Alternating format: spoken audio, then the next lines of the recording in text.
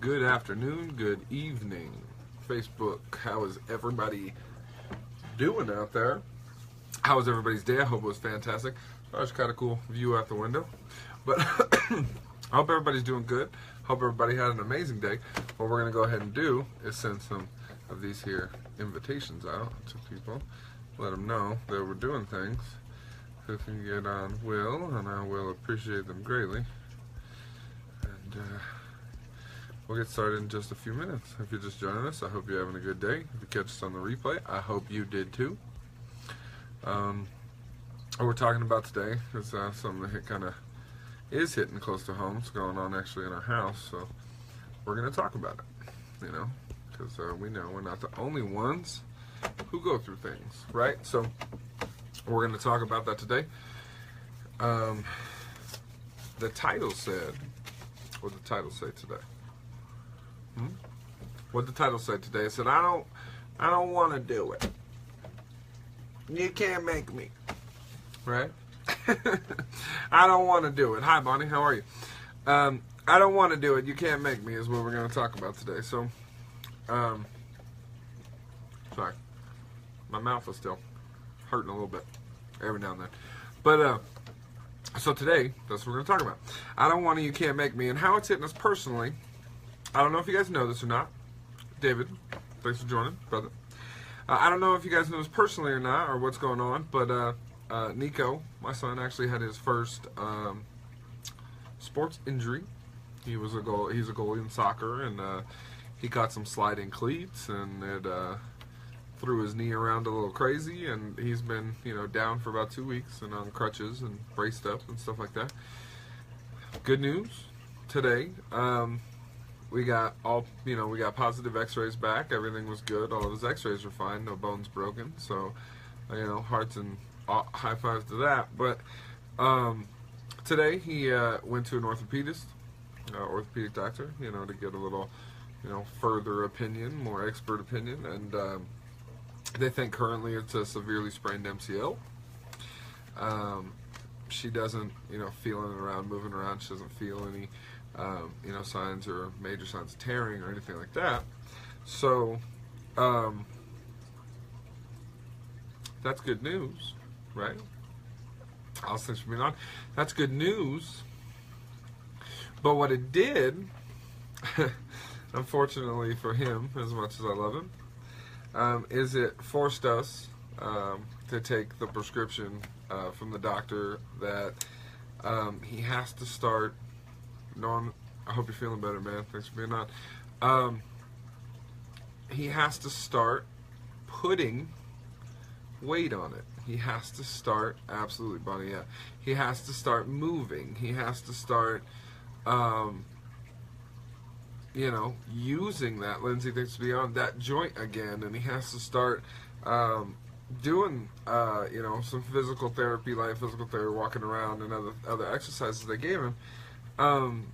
And he does not want to. He doesn't want any part of it. He's still in a lot of pain. Savannah, thanks for being on. He's babied it really, really hard the last 2 weeks. Absolutely, it's got to be light. He's like, nothing up. He can't really do stairs yet too well. So, that's good to hear, man. But he can't really do stairs too well yet. He still struggles up and down with the crutch, but he's got to move around a little bit. He's still in a brace. They gave him a better brace, fits him better, more fitted exactly for him, which is awesome. But he's not, he's not comfortable with the situation. He doesn't like it. He's pissed off about it. Like all the above. The reason is, and that's what we're talking about today, is he just doesn't want to do it. It's uncomfortable, and it's something that he hoped to avoid or hoped, maybe it would last a little longer. I don't know, like he'd never had a major injury like that. And I used this and I told this story to you guys because he is doing it. He's completely manning up and doing it. Regardless of how he feels, regardless of if he cries, regardless of if he hates it, he's manning up and doing it. because he trusts us, and he knows that, you know, Mom took him to the doctor. She listened. She trusts what they said. She thinks it's the best idea as all. I was at work, so, you know, so he's doing what's necessary. And I really think that a lot of us can learn a lesson. Rudy, man, thanks for being on. RJ, thank you. Can really learn a lesson from a 10-year-old today. Can learn an intense lesson about life from a 10-year-old today. And that is that sometimes that's exactly how you feel. Like a little kid, and you're just, I don't want to do it. Like, I just don't want to. You can't make me. But sometimes it's a necessary growth that you gotta pain through and you gotta grow through, you know, and it's never fun, especially at the start, you know, and it's never exactly, Pastor John, thank you for being on, it's never exactly what you want it to be a lot of the time, but when it's necessary, and you know the stuff that's necessary for you to do, you know there's things right now, if you look in the mirror, admit it to yourself, there are things that you've known you needed to do for days, weeks, months, maybe even years, that are in the I don't want to do it, you can't make me category that you have with yourself. And you just whine about it like a little kid. That hurts. It hurt me when I thought about all of this, but it's true. We do that because there's no accountability inside of us except for our own. So if we realize a flaw or we realize something that would help us, but it is uncomfortable and it is scary, Teresa Judy, thanks for being on, we will put it in the I don't wanna, you can't make me little kid category with ourselves. We will literally lock it in that cabinet and stomp our feet and pout about it. Every time that it's brought up or every time that we're put in a situation that makes us uncomfortable again. But what I realized is even welled up with tears, even upset, even pissed off when I told him to take his weight off of his crutches and put it onto his leg. Kim, thanks for being on. Sarah, put it onto his leg and allow himself to feel that pressure. Betty, thanks for being on. He didn't want to do it. He hated the entire idea. He still does. But he did it anyway. You hear that on the show a lot. He did it because he knew it's what he had to do. And sometimes when you go through something, and this is another nugget and another lesson, Tammy, thanks for being on, sometimes you need a mentor or an advisor or, you know, a parent, in this case, that acts as that same person. Sometimes you need that to push you to make and take action that you don't want to do. And I told Nico, and I explained to him in a way that he would understand that for this 2 weeks, I'm your dad and I love you, but I'm your recovery accountability partner. Jay, thanks for being here, man. Good talking to you last night. And that's what I told him, and I explained to him in a way that you understand. I said, I love you in every single way, but I have to be your recovery accountability partner in your physical therapy. Because if I consider myself and sit in the seat of just your dad, when you don't want to do it and you cry and it upsets you, I'm going to fold. And I'm going to back off even when it's what you need and even when it's what is best for you. Because I love you so much. So I explained to him that that's the way that I have to view it. And that's the way we're going to execute it. You know, I'm not going to be heartless to him by any means, but I have to be his accountability partner. I have to make sure he does what he's supposed to do. And a lot of people in this world, if they just had, you know, I had a mentor one time tell me, that at one time earned over $500,000 a month in direct sales. He told me, you know what I attribute all of my success to? All of the success I've had, every $500,000 month. I said, what?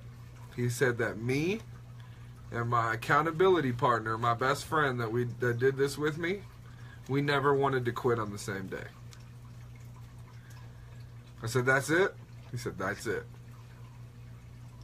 He said, we never wanted to give up. God, I'm so thankful for that fact.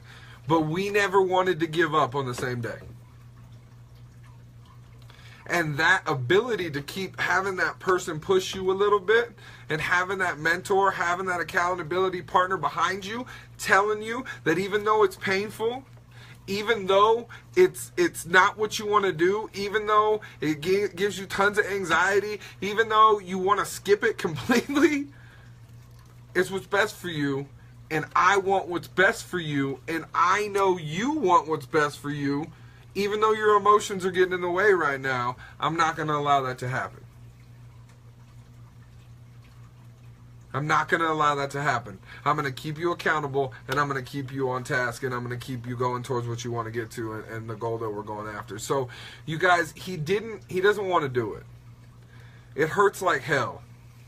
He's absolutely upset about it. But he trusts his mentor, he trusts his accountability partner, and he keeps pushing forward. And that's a 10-year-old kid, you guys.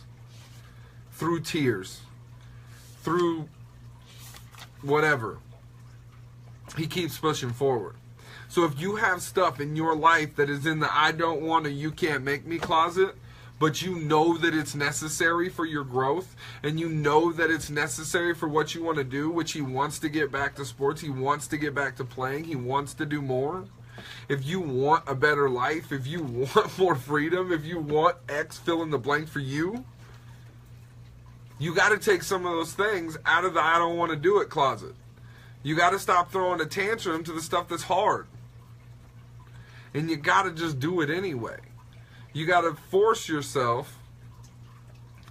If you can't force yourself, get an accountability partner. Get somebody that cares enough about your dreams, but not enough about your feelings to push you. I'll say that again. Find somebody that cares enough about your dreams, but not enough about your feelings and attitude to keep pushing you. Because that's why people fold, because they care about your feelings and the and the emotions you express, and they have empathy on those emotions, and they take those in and they go through that. So when they internalize that, they get the same feeling, they feel your same pain, and they fold. And it's a natural human occurrence. There's nothing you can do about that unless you've trained yourself to do something different. And the thing is that if somebody is your accountability partner and somebody is responsible for keeping you on task, they care more about your dreams, your vision, your goal, you getting back to whatever, recovery, whatever you're in. They care more about your result than they care about your tantrums and your feelings and you getting upset. They have to. They're not heartless, they're just necessary. And I learned that the hard way. And it's an amazing lesson to learn, because once you realize that the people that you allow to be and you pair with as your accountability partner or your mentor, they're going to give you tough love because you need it. And I'm going to give him tough love because he needs it. Or him naturally, because of the fear, because he's never been injured like this, because he's in pain, he's gonna shy back. But I know what he wants. I know that he wants to recover, and I know that he wants to play again, so I have to push him. Just like you have people in your life right now, you might have people that every time you go on and shouts out to my man Sav if he sees this. You might have people that when you go online and just throw up garbage, poke fun at you and start messing with you. Those people are valuable. The ones that are even more valuable are the people that do it and then encourage you. That can find the humor in what can find the humor in the situation, allow you to see the humor in the way that you act, and then give you constructive and helpful things to move forward in from there. Because sometimes we just don't want to do it, guys. And sometimes we express that very vocally and with our attitude and with our demeanor and with everything about us. But what we can do, that we always have the decision, is we can take a lesson from the 10-year-old kid. The nuggets from a 9-year-old graduated to a 10-year-old, and you can understand that sometimes it hurts, and sometimes it's uncomfortable, and sometimes you don't want to do it, and sometimes you do anything to get out of it, and then all of those sometimes add up, and you do it anyway. Because you trust your mentor, you trust your coaches, you trust your friends, you trust your family, you trust whoever is helping you through the process, and you allow them to get you to the other side. You allow them to show you the way to where you're trying to go, because they see the end result of your vision. You see your obstacles. Your coaches and your mentors, you have to trust them because they can see in black and white the end result of your vision, the end result of your dreams. All you can see is your obstacles at the beginning. And you got to trust that they're going to guide you through them. You're going to trust that they're going to help you when you fall. You're going to trust they're going to get you to where you're trying to go. So you guys, even if you don't want to do it, even if it's terrifying, even if it's scary, even if it hurts, even if it brings tears, if you know you need to do it, it's time to do it anyway. I hope you guys got value from this. I love doing this show. I love being back on. I look forward to getting to this seat and getting to this desk every day by 5:30 so I can be here to bring any value that I can and help anybody that I can in any way get out of that cage a little bit, because the Lifesmith Project that we run is about one thing. It's not about a business. It's not about income. It's not about an industry. It is about understanding that you can have whatever future you want regardless of your past. It does not matter. It doesn't even come up.